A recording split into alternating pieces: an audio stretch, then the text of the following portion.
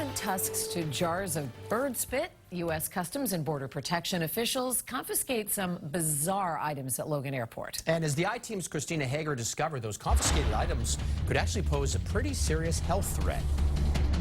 We find illegal wildlife on a weekly basis. A look at some of the odd things. So these are dried seahorses. They'll take them, they'll grind them up, put them in a tea. U.S. Customs and Border Protection is picked up in Boston. What's the strangest thing you've ever seen someone try to bring into the country? Things like alligators and crocodiles. It was a full goat, skinned and frozen. It scared me.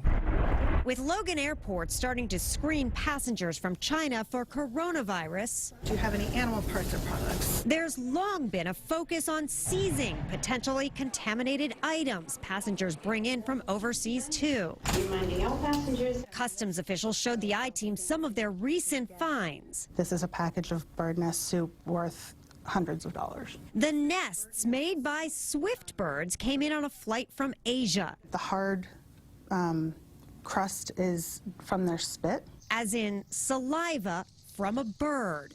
In some cultures thought to be an aphrodisiac and immune system booster. Where they can distill out the spit from the nest and have a liquid like this. The CDC says it can be dangerous. There could be some bird diseases such as avian flu. A cattle hoof. It's coming from a country where there would be some cow diseases such as foot and mouth disease, Someone brought in a stick of salami from Spain. which is pork products. There's swine flu. Those who study infectious disease say focusing on points of entry like Logan can be vital.